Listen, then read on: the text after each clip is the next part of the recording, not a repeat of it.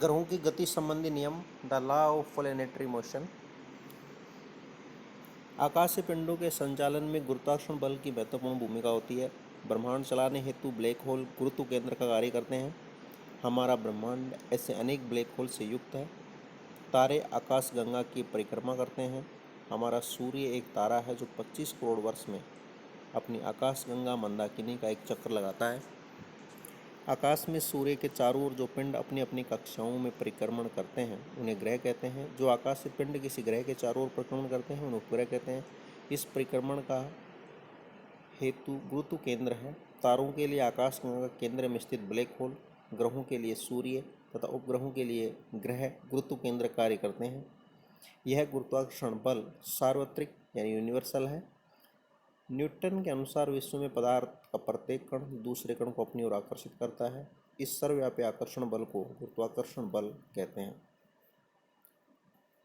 ग्रहों के गति संबंधी नियम का प्रतिपादन केपलर ने 1571 में किया और ग्रहों की गति संबंधी नियम इस प्रकार से हैं। प्रथम नियम है कक्षा का नियम या लॉ ऑफ ऑर्बिट। सभी ग्रह सूर्य के चारों ओर दीर्घ वर्ताकार कक्षाओं में यानी कि इलिप्टिकल ऑर्बिट में परिक्रमण करते हैं तथा सूर्य कक्षाओं के एक फोकस पर होता है। दूसरा नियम है क्षेत्रफल का नियम, लॉ ऑफ एरिया। किसी भी ग्रह को सूर्य से मिलाने वाली रेखा समान समयांतरालों में समान क्षेत्रफल पार करती है, अर्थात ग्रह की क्षेत्रफलीय चाल नियत रहती है। द्वितीय नियम यह बताता है कि जब ग्रह सूर्य से दूरस्थ होता है तो उसकी चाल न्यूनतम होती है तथा जब सूर्य के समीपस्थ होता है तो उसकी चाल अधिकतम होती है। तृतीय नियम है परिक्रमण काल का नियम या लॉ ऑफ रिवोल्यूशनरी पीरियड। किसी भी ग्रह का सूर्य के चारों ओर परिक्रमण काल एक पूरा चक्कर लगाने का समय का वर्ग उसकी दीर्घ वर्ताकार कक्षा के अर्ध दीर्घ अक्ष की तृतीय घात या घन के अनुक्रमानुपाती होता है। अर्थात यह नियम यह बतलाता है कि जो ग्रह सूर्य से जितना अधिक दूर होगा उसका परिक्रमण काल उतना ही अधिक होगा। समीपस्थ ग्रह बुध का परिक्रमण काल 88 दिन है, जबकि दूरस्थ ग्रह वरुण का परिक्रमण काल 164.8 वर्ष है।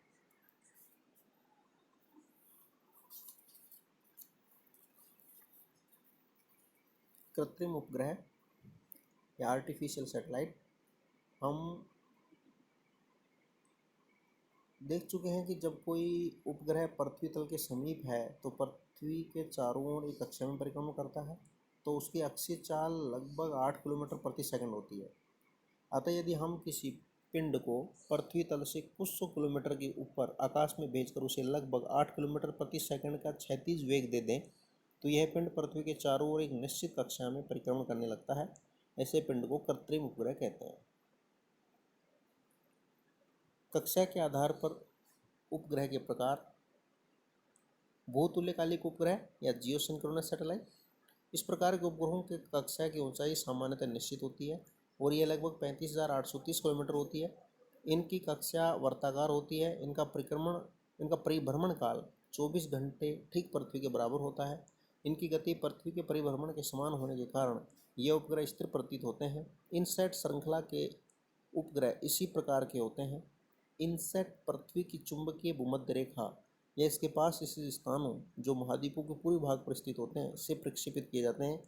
चुंबकीय भूमध्य रेखा पर पृथ्वी का गुरुत्वाकर्षण बल कम होता है जिससे अंतरिक्ष यानों या उपग्रहों को प्रक्षेपित करने में कम ऊर्जा लगानी पड़ती है। प्रक्षेपण केंद्र महाद्वीपों या देशों के पूर्वी तट पर स्थित होने के कारण यह भी है कि यदि प्रक्षेपित उपग्रह असफल हो जाए तो किसी भूभाग पर गिरकर जनधन की हानि नहीं करे। कक्षा के आधार पर उपग्रह का दूसरा प्रकार है सूर्य तुल्यकालिक कक्षीय उपग्रह या सन सिंक्रोनस ऑर्बिट सैटेलाइट।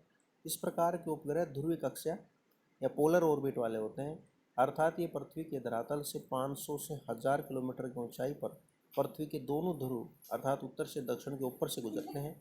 इस प्रकार ये सूर्य समकालिक या सन सिंक्रोनस होते हैं, अर्थात इनका कक्षीय प्लेन सूर्य एवं पृथ्वी को मिलाने वाली रेखा पर स्थित रेखा पर सभी मौसमों में एक निश्चित कोण बनाता है। इसकी दूसरी विशेषता यह है कि यह किसी एक निश्चित अक्षांश को एक निश्चित स्थानीय समय पर काटता है या उससे होकर गुजरता है, जिससे उस क्षेत्र के कई चित्र लिए जा सकें जिनकी आपस में तुलना की जा सके। भारतीय सुदूर संवेदी उपग्रह IRS इसी श्रेणी के उपग्रह हैं। धन्यवाद।